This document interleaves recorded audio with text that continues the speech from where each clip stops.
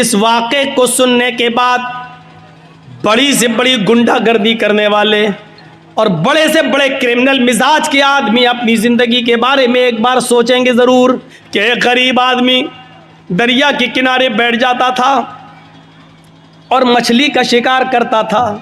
ایک دو مچھلی اس کو مل جایا کرتی تھی. وہ اس مچھلی کو بازار میں بیچ کر اپنے بیوی بچوں کا پیٹ پالا کرتا تھا. اگر مچھلی نہیں بکتی تھی تو وہ مچھلی خود اپنے گھر میں پکا کر اپنے بیوی بچوں کو کھلا دیا کرتا تھا. ایک مرتبہ معمول کے مطابق ایک بڑی مچھلی اس کے ہاتھ لگ گئی. وہ اس کو بازار میں بیچنے کے لیے جا رہا تھا. اس علاقے کے پاورفل آدمی کی نظر پڑ گئی. اس نے کہا یہ مچھلی مجھے دے دو. اس نے کہا صاحب لے لو لیکن اس کی قیمت مجھے دے دو. مجھ سے پیسے مانگ رہا ہے. اس نے کہا میرے بھائی یہی میرا ذریعہ معاش ہے. اگر آپ نے مجھے پیسے نہیں دیے, اس کی قیمت نہیں دی تو میرے بیوی بچے بھوکے مر جائیں گے. بڑی محنت کے بعد یہ مچھلی میرے ہاتھ لگی ہے. میرے بیوی بچوں کی پیٹ پہ لات مت مار. اس نے کہا چپ. مچھلی اس سے چھینی اور جانے لگا. مچھلی اس سے چھینی اور جانے لگا. یہ آدمی بھی جانتا تھا کہ مچھلی میری بڑی محنت کی کمائی ہے. اگر یہ مچھلی لے گیا تو دوسری مچھلی اتنی جلدی میرے ہاتھ نہیں لگے گی. شام ہو چکی ہے, میرے بیوی بچے کیا کھائیں گے؟ یا تو قیمت اس کی مل جائے یا مچھلی ہی ہم کاٹ کے بنا کے اپنے گھر میں بیوی بچوں کو کھلا لیں. یہ اس کو پکڑتا ہے, میرے بھائی مچھلی مجھے دے دے یا قیمت دے دے. اس نے اس کا ہاتھ جھٹک دیا, ہٹ چل, اور پھر آگے بڑھا. اس نے مچھلی پکڑ لی. میرے بھائی یا تو مچھلی دے دے یا اس کی قیمت. اس نے پھر جھٹکا. اس نے اس کا ہاتھ پکڑ لیا. اللہ کے بندے ایک غریب آدمی کے اوپر رحم کر. اس نے ہاتھ پکڑا, یہ اس کا ہاتھ چھڑانے لگا. اس نے اس کے ہاتھ کو منہ میں رکھ لیا. مچھلی والے نے, غریب آدمی نے منہ میں رکھ لیا ایسے, اور اس کے انگوٹھے میں کاٹ لیا ایسے. ہلکا سا کاٹا, ایسے کاٹا, لیکن یہ طاقتور آدمی تھا جو چھین رہا تھا. اس نے ایک لات ماری اور چھین لی اور مچھلی لے کے چلا گیا. یہ آدمی اپنے گھر آیا, اپنے دوستوں کو بلایا, پارٹی کرتا ہے. مچھلی کاٹی جاتی ہے اور پارٹی کی جاتی ہے. یار دوستوں نے مل کر مچھلی کھائی. رات میں جب بستر پہ سونے کے لیے جاتا ہے, سنو اے لوگوں, تم سے محبت کا ایک رشتہ رہا ہے لال بتھانی والوں, غور سے سنو.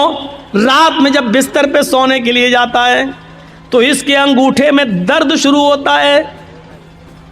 اس نے کپڑا اپنا لپیٹا لیکن درد میں اضافہ ہوتا چلا گیا.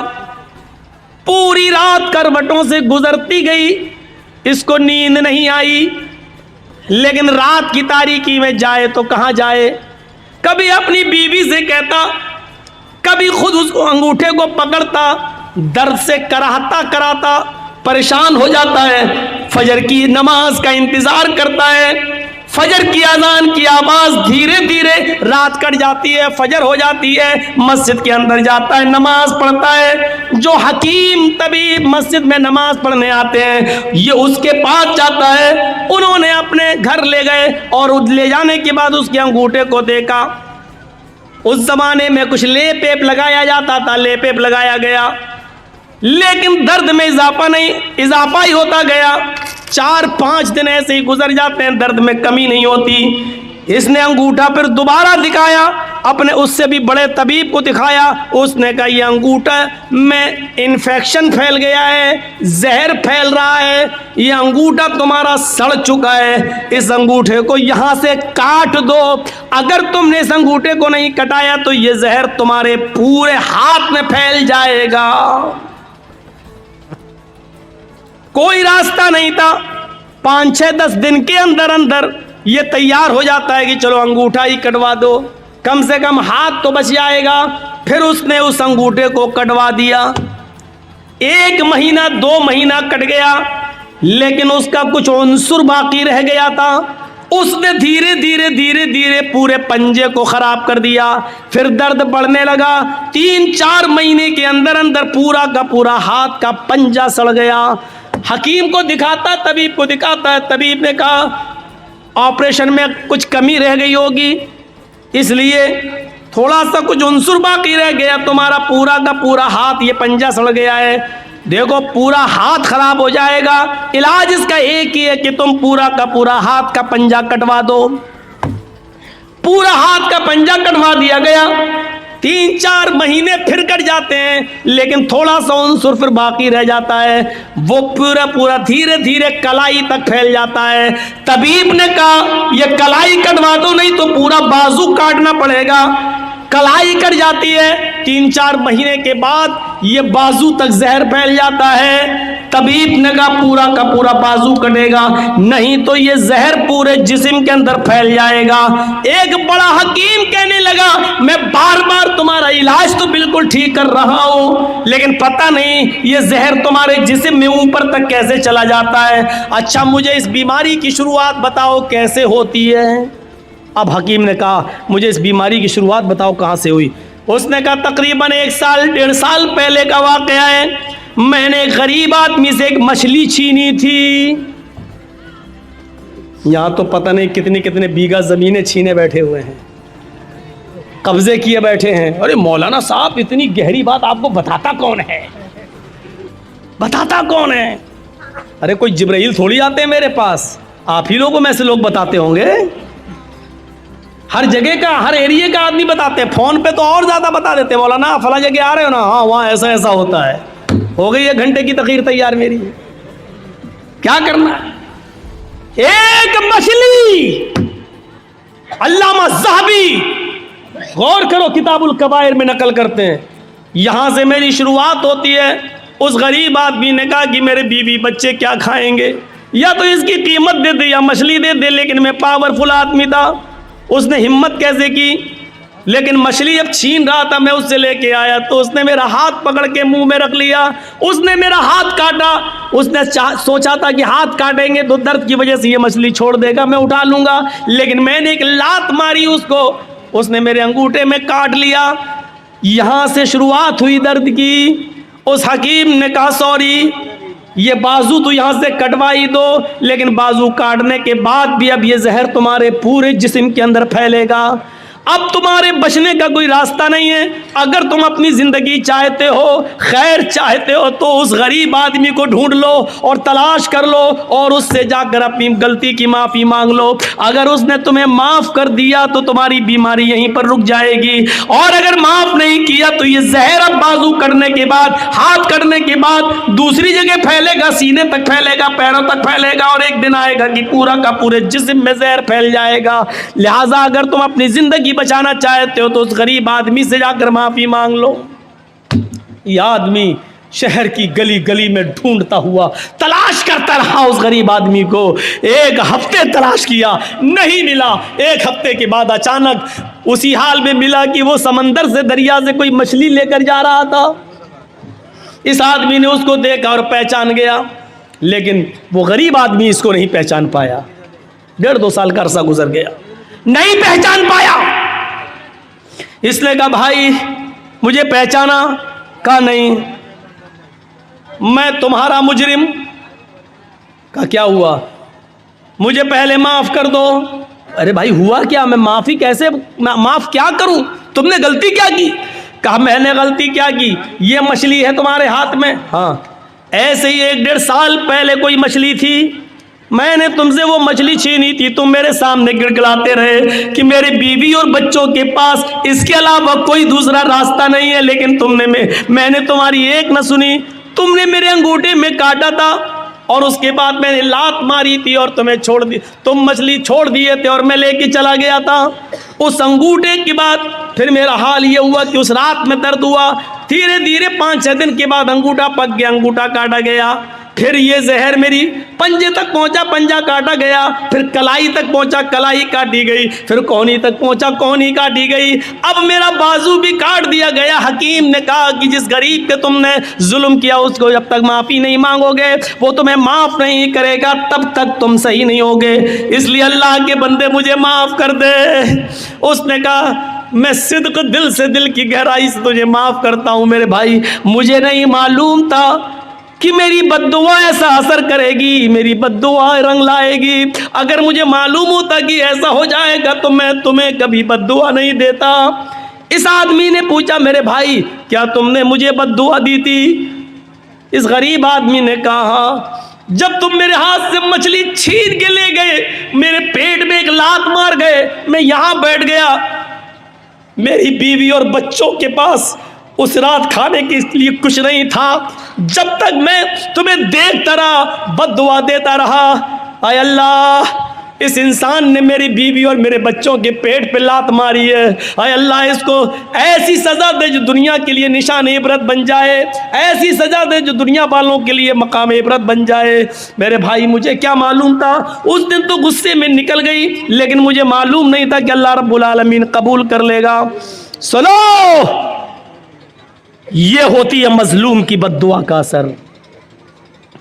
اسی لیے اللہ کے نبی صلی اللہ علیہ وسلم نے کہا تھا اتقی دعوت المظلوم، مظلوم کی بد دعا سے بچنا، اس لیے کہ مظلوم جب کوئی بد دعا دیتا ہے تو اس بد دعا کو آسمان کے پردے بھی روک نہیں پاتے، ساتوں آسمان کے دروازے اس کے لیے کھل جاتے ہیں۔ مظلوم کی بد دعا اور اللہ کی کرسی عرش کے پاس جانے میں کوئی دیوار نہیں ہوتی ہے، مظلوم کی بد دعا ڈائریکٹ اللہ کے پاس جاتی ہے، اس بد دعا کو لے جانے والے فرشتے نہیں ہوتے ہیں۔ مظلوم نے یہاں بد دعا دی، وہ بد دعا آسمان کے سینے کو چیرتے ہوئے ڈائریکٹ عرش سے ٹکراتی ہے اور عرش والا جواب دیتا ہے میرے مظلوم بندے کی بد دعا میرے پاس آئی ہے، اس بد دعا نے میرے عرش کو جھنجھوڑ دیا ہے، یعنی مجھ سے انصاف مانگ رہا ہے میرا مظلوم بندہ، اب میں ایسا انصاف دوں گا اس مظلوم بندے کو جو دنیا کے لیے نشان عبرت بن جائے گا۔ میرے بھائیوں، جہاں سارے لوگ سچا فیصلہ کرنے سے قاصر رہیں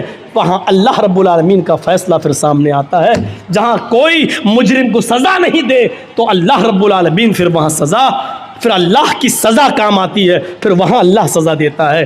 اس لیے مظلوم کی بد دعا سے بچو۔ آپ یہ مت سوچو بہت بے ایمانی کی کمائی سے ہم بہت زیادہ خوش ہیں اور اس سے ہماری کہیں نہ کہیں نکلے گی، آپ نے اپنے بچوں کے لیے کر رہے ہو، اور جب وہی بے ایمانی کی کمائی آپ کے بچے استعمال کریں گے تو کسی نہ کسی کو کینسر ہوگا، کسی نہ کسی کی کڈنی فیل ہو جائے گی، کہیں نہ کہیں تو اللہ اس کو وصول کرے گا، کسی نہ کسی شکل میں کرے گا، ہونا ہے ہمارے ساتھ اور دنیا میں یہ انجام دکھائے گا۔ دیکھو یا ایھا الذین آمنوا اتقوا اللہ حق تقاتہ، اے ایمانو والو اللہ سے ڈر جاؤ جیسا کہ اس سے ڈرنے کا حق ہے۔ یہ ہے اس سے ڈرنے کا حق، یہ ہے اس سے ڈرنے کا حق۔ وہ کون سا تقویٰ تھا کہ ایک چرواہا جنگل میں بکری چرا رہا ہے اور حضرت عمر اپنے ساتھیوں کے ساتھ جنگل میں سے گزر رہے ہیں، عمر فاروق کے ساتھیوں نے کہا بھوک لگ رہی ہے، کچھ کھانا بنا لیا جائے، تو کہا چلو یہ چرواہا بکریاں چرا رہا ہے، اس سے ایک بکری خرید لیتے ہیں۔ حضرت عمر نے کہا بینی شاتن، ایک بکری بیچو گے مجھے، ایک بکری مجھے بیچ دو۔ چرواہے نے کہا بکری میری نہیں ہے، میرے مالک کی ہے، ہم تو غلام ہیں، ہم تو اس کا حکم مانتے ہوئے بکری چرانے آئے جنگل میں، اس کو معلوم نہیں کہ میرے سامنے جو ہستی کھڑی ہے یہ 22 لاکھ مربع میل پر حکومت کرنے والی ہستی ہے، یہ عمر ہے، اس کو معلوم نہیں ہے چرواہے۔ حضرت عمر نے اس کا امتحان لیا، کہا ارے مالک کی ہے تو کیا ہوا، مالک سے کہہ دینا جنگل میں بھیڑیا آیا ایک بکری کھا گیا، اور کیا کر لے گا وہ تیرا، کچھ نہیں کرے گا، اور ہم کھال اتار کے تجھے دے دیں گے، اس میں خون لگا لینا، کہہ دینا دیکھ لو یہ کھال چھوڑ گیا۔ اس چرواہے نے کہا خاموش، حضرت عمر سے آپ تھوڑی اونچی آواز میں یو پی میں بول کے دیکھ لو، نہیں بول پاؤ گے۔ دیکھا مولانا کلیم الدین صاحب کو گرفتار کر لیا گیا میرٹھ سے، کیا ہوا کہ 15 سال پہلے یہ غیر مسلموں کی کتابوں سے حوالے دیتے تھے اور غیر مسلموں کو مسلمان بناتے تھے پیسے کا لالچ دے کر، لیجئے اس الزام میں ایک جنگل میں ہاتھی بھاگ رہا ہے. چوہے نے پوچھا ارے بھائی کیوں بھاگ رہے ہو؟ کب سنا نہیں پولیس اعلان کر رہی ہے کہ جو بھی بھینس پکڑی جائے گی اس کو کاٹ دیا جائے گا. تو چوہے نے کہا بھائی اعلان تو بھینس کا ہوا ہے کہ تم کیوں بھاگ رہے ہو؟ تم بھینس تھوڑی ہو. ہاتھی نے کہا اگر پولیس نے ہم کو پکڑ لیا تو 20 سال تو یہ ثابت کرنے میں لگ جائے گا کہ میں بھینس نہیں ہوں. یہی صورتحال ہے ہمارے اس ملک کی. ابھی ایک پولیس والے آئے کوئی بھی ایک الزام لگا کے اندر ڈال دو. 10 سال کی پہلے ضمانت نہیں ہو رہی ہے, چھوٹ نہیں رہے, 10 سال جیل میں. 10 سال کے بعد پتا چلتا ہے مولانا جرجیس کو باعزت بری کیا جاتا ہے. کوئی ثبوت نہیں ملا. 10 سال ہمیں یہ ثابت کرنے میں لگ جاتا ہے کہ ہم نے یہ جرم نہیں کیا. ڈاکٹر کفیل صاحب دیکھ رہے ہیں ہمارے گورکھپور کے اندر گرفتار کر لیا گیا. راسو کا دیش دروہی کا مقدمہ لگایا گیا. ہائی کورٹ 6 مہینے کے بعد 8 مہینے اور 9 مہینے کے بعد ان کو بیل دیتی ہے اور یہ کہتی ہے کہ ڈاکٹر کفیل کے بھاشن میں, ان کی تقریر میں ایسے کوئی جملے نہیں ملتے جس سے دیش دروہی ثابت ہو. اب ہونا کیا چاہیے تھا کہ جس گورنمنٹ نے اس پر دیش دروہی کا مقدمہ لگایا اب وہ دیش دروہی کورٹ نے ثابت کر دیا کہ نہیں ہے, تو اب سرکار کو کر گھرے میں کھڑا ہونا چاہیے. لیکن سرکار کو کر گھرے میں کھڑا نہیں کیا جا سکتا ہے صاحب. کیوں؟ سرکار. یہ صورتحال ہے آج ہماری. آپ کہتے ہیں کہ مولانا صاحب غیر مسلم لوگ بھی آئے ہوئے منتر پڑھیے. ہمارے پاس نوٹس آتا ہے کہ آپ کو دینی جلسوں میں جاتے ہیں. سپریم کورٹ کا نوٹس میرے پاس آتا ہے کہ آپ پڑھتے کیوں ہیں یہ رامائن اور گیتا, آپ کو کیا مطلب ہے اس سے؟ یہ صورتحال ہے. اور یاد رکھنا جاسوس غیروں میں نہیں ہوتے, اپنوں میں ہوتے ہیں. ایک بات یاد رکھیے گا, ہم پڑھ دیں 2-4 منتر, آپ ہی کے یہاں سے جو جاسوسی نکلے گی. اور تھانے میں مولانا صاحب نے سپریم کورٹ کا نوٹس آنے کے بعد بھی منتر پڑھے ہیں. بہت آسان ہے حکم دے دینا اور چلا لینا, لیکن میرے بھائیوں دوسرے کے مجبوری کو بھی سامنے رکھیے کہ دوسرا کس طریقے سے زندہ ہے. یہی چیزیں چڑھا چڑھا کر ڈاکٹر ذاکر نائک کو آج کہاں جانا پڑا بیچارے. آج ہندوستان کے اندر نہیں ملیشیا میں ان کو پناہ لینا پڑا. کس نے ساتھ دیا؟ کون تھا ان کے ساتھ؟ اور جرجیس نے اسی وقت کہا تھا. آج ڈاکٹر ذاکر نائک پر انگلی اٹھی ہے گورنمنٹ کی. اگر سارے مسلمان ایک پلیٹ فارم پہ نہیں آئے تو یہاں سے رواج نکلے گا. آج کے بعد مولویوں کی نیندیں حرام ہوں گی. نہیں سنی ہماری کسی نے. دوسرے مسلک کے لوگوں نے کہا وہ تو وہابی ہے, وہ آتنکوادی ہے, یہ ہے وہ ہے. خود اپنے ہی لوگوں نے گورنمنٹ تک جاسوسی کی ویڈیو نکال کر دکھائی. دیکھو فلاں اسٹیج پر اتنے لوگوں کو مسلمان کیا, اتنے لوگوں کو مسلمان کیا. یہ جاسوسی ان کے ساتھ کی گئی. اور آج ڈاکٹر ذاکر نائک کو ملیشیا جانا پڑا. میرے بھائیوں تصور کیجیے آپ, میں نے کہا تھا کہ اٹھے گا, لیکن جب ایک پلیٹ فارم پہ کوئی نہیں آیا اس کے بعد پھر اٹھا. تو دیکھو مولانا کلیم الدین چلے گئے. دیکھو مولانا سعد کو کس طریقے سے کرونا بم کہا گیا ہے. وہ نظام الدین مرکز کے اندر یہ مرکز سے پھیلا کرونا, یہ پھیلا. ہم نے پیشین گوئی کی تھی, حالانکہ علم غیب اللہ کے علاوہ کوئی نہیں جانتا, لیکن آثار بتا رہے تھے کہ ڈاکٹر ذاکر نائک کی خاموشی پر, ان کی بات پر خاموشی یہ دوسرے مولویوں کے لیے دروازہ کھول رہی ہے. اور کھلا. کیا چاہتے ہو کہ میرے لیے بھی دروازے کھل جائیں؟ کھلیں گے تو دیکھا جائے گا, لڑیں گے, لیکن جہاں تک ہو سکے اپنے آپ کو پہلے احتیاط